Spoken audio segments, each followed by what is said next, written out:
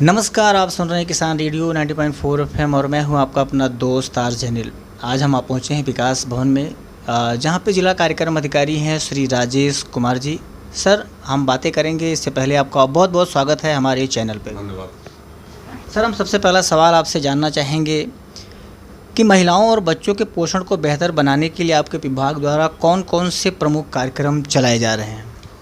देखिए, हमारे विभाग की ओर से जनपद के ग्रामीण क्षेत्रों में एवं शहरी क्षेत्रों में आंगनवाड़ी केंद्र संचालित हैं।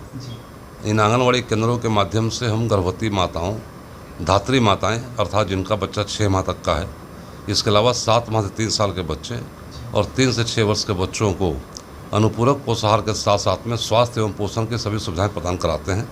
इसके अतिरिक्त हम महिलाओं और बच्चों का टीकाकरण स्वास्थ्य विभाग के सहयोग से कराते हैं। मुख्य उद्देश्य विभाग का यह है कि जो हमारे जनपद में कुपोषण की तीव्रता है उसको कम करने का प्रयास किया जाए।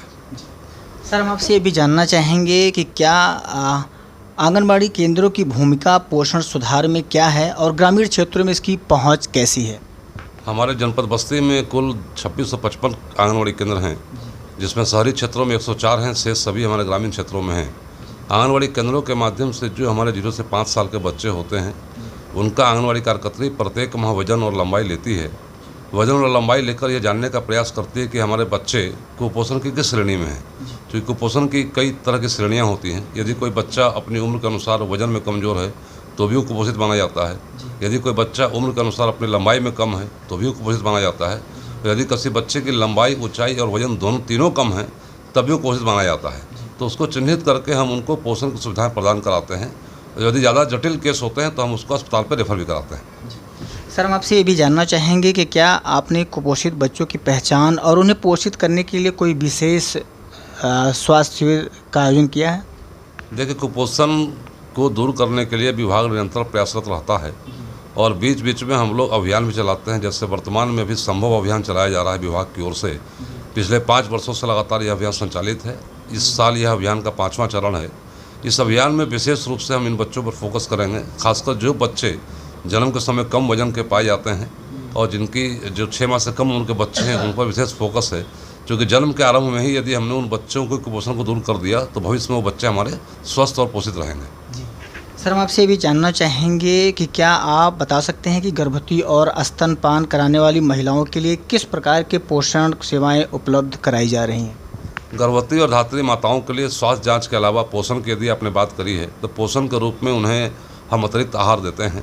आहार की व्यवस्था 2 तरह से होती है, या तो नेफेड के माध्यम से आपूर्ति होती है जिसके अंतर्गत हम गेहूं, दलिया, चना दाल, तेल देते हैं। इसके अलावा THR प्लांट यहाँ पे स्थापित है जो स्वयं सहायता समूह की महिला चलाती हैं, उनके माध्यम से भी उनके लिए हम आहार दिया जाता है।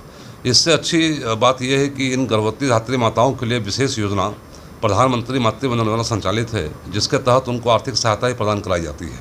इसमें यदि 2 बच्चे हैं किसी महिला के तो प्रथम बच्चे पर बालक या बालिका दोनों रहने की स्थिति में 5000 रुपये हैं, और अगर दूसरी सिर्फ बालिका है संतान अगर तो उसमें 6000 रुपये दिए जाते हैं। तो ये बहुत महत्वाकांक्षी योजना है और इस योजना का प्रचार प्रसार करते हुए हम लोग अधिक से अधिक लाभ देने का प्रयास कर रहे हैं। सर, हम आपसे चलते चलते एक क्वेश्चन और करना चाहेंगे कि किसान रेडियो के सुनने वाले श्रोताओं को इस योजना के बारे में आप क्या संदेश देना चाहते हैं?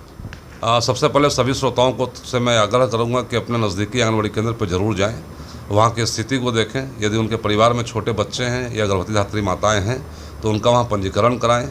मोबाइल पे हमारा पोषण ट्रैकर ऐप विकसित है, पोषण ट्रैकर ऐप को देखें और जो भी सुविधाएं हमारे केंद्र से मिल रही है उसका जायज़ा लें। यदि किसी प्रकार की शिकायत आती है तो हमको अवगत भी कराएँ ताकि हम सुधार की गुंजाइश रखें। बहुत बहुत धन्यवाद सर, आपने किसान रेडियो को अपना अमूल्य समय दिया। धन्यवाद, बहुत बहुत धन्यवाद।